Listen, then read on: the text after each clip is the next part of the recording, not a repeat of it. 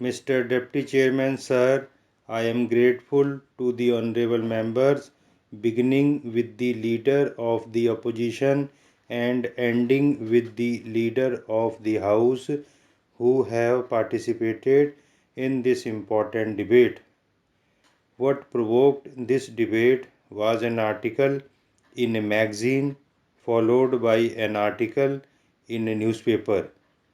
From that, the leader of the opposition and some other members have abstracted an issue and have raised this debate. I welcome the debate.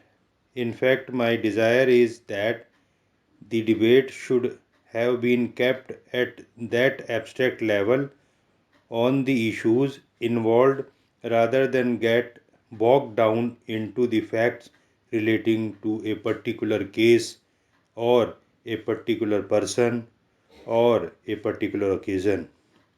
It is because I think what is involved here is a grave principle that can well demolish many pillars of our democracy if we do not collectively address it with the seriousness with which it should be addressed. Sir, Article 21 of the Constitution, in my view, is the bedrock on which the democratic structure of India has been erected. It is to ensure the life and personal liberty of every citizen, for which Mahatma Gandhi and other freedom fighters led this country in the great struggle against British colonialism. Let us remember there are many other countries which acquired freedom or achieved freedom without the guarantee of Article 21. India is among the few countries which enshrined Article 21 as a fundamental right to every citizen. Over the years, this article has been given contempt.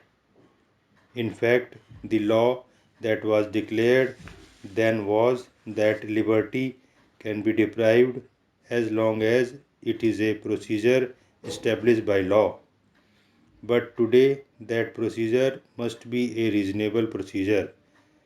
Article 21 has been expanded by a series of judgments reflecting the aspirations of the pupil. One among them was the right to privacy. Many other rights have been now discovered in the words that are contained in Article 21. The clean environment is part of Article 21. The right to food that we are debating is a part of Article 21. The right to information is a part of Article 21. The right to clean drinking water is a part of Article 21. And the right to sanitation is also part of Article 21. The right to privacy is an important right. As I think one of the honorable members said, it is a right to be left alone. The state should not interfere in the lives of its citizens unless it is absolutely necessary.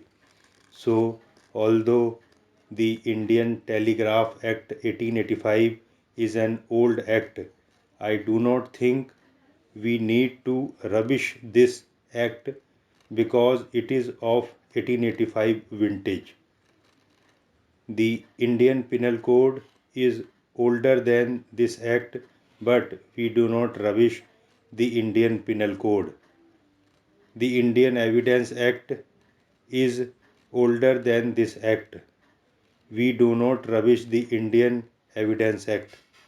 We read it into contemporary values, contemporary needs, contemporary norms, and that is how we breathe life into our old act.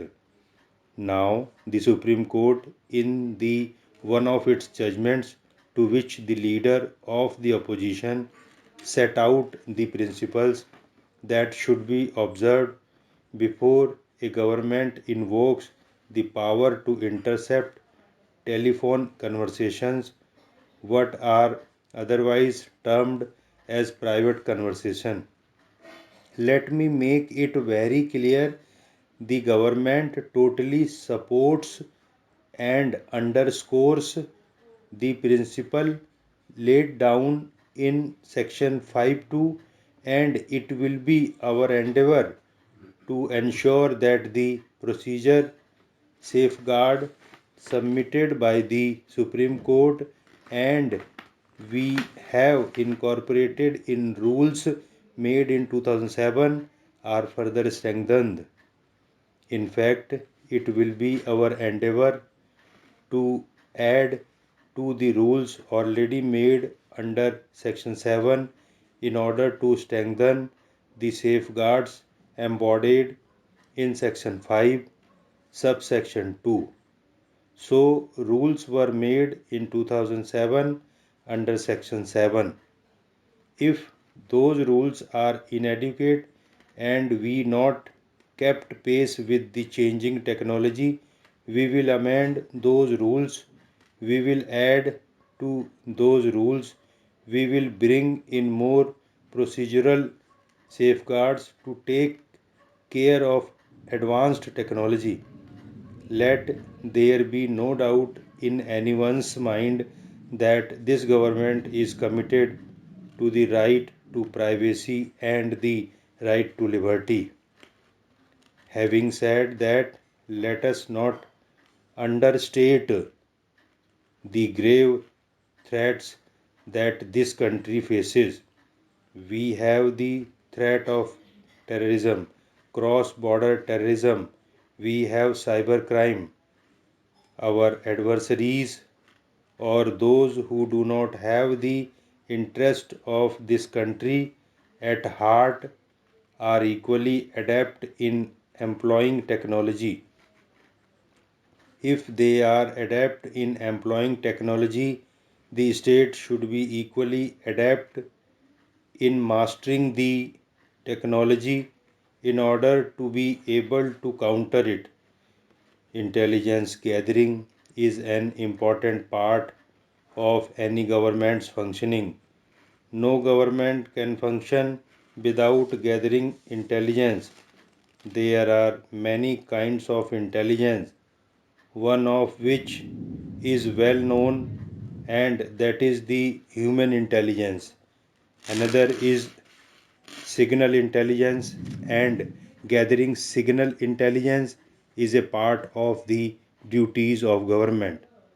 That is why in 2001 a group of ministers recommended the setting up of the NTRO, and I am sure the leader of the opposition is familiar with the background with which the NTRO was set up. The NTRO was set up by a group of ministers constituted by the NDA government.